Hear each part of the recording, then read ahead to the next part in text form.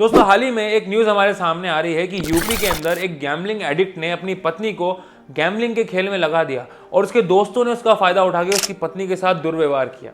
अब यहाँ पे काफी सारे प्रोपेगेंडा जीवी इसको महाभारत से जोड़ने का प्रयास कर रहे हैं और वो लोग कह रहे हैं कि सेम काम युधिष्ठिर महाराज ने भी तो किया था, तो युधिष्ठिर महाराज और इस गैम्बलर में कोई फर्क तो है ही नहीं।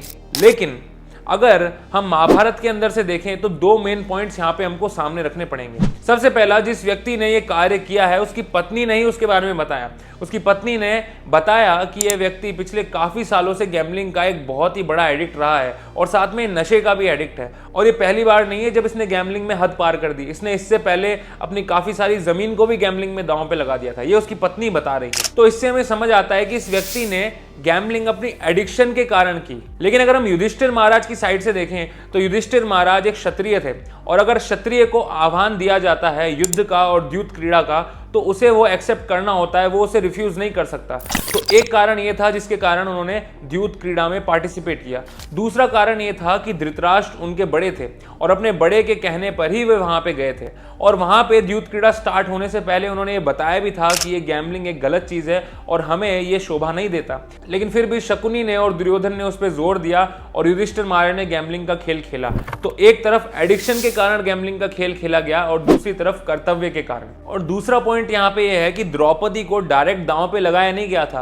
उससे पहले युधिष्ठिर महाराज अपने भाइयों को और खुद को गैम्बलिंग पे लगाए थे। क्या उस व्यक्ति में यह दम है कि वो अपनी पत्नी की जगह अपने आप को दांव पर लगा सके? ये सवाल पूछना भी जरूरी है। और साथ ही साथ में जब युधिष्ठिर महाराज अपने आप को ही हार गए तो अब वह दुर्योधन के दास बन चुके हैं और उन्हें ना चाहते हुए भी दुर्योधन की बातों को मानना ही पड़ेगा। और तब जब दुर्योधन और शकुनी उनको आदेश देते हैं कि द्रौपदी को भी दांव पे लगाया जाए तो अब वह विवश हो चुके हैं, उन्हें वो करना ही पड़ता है।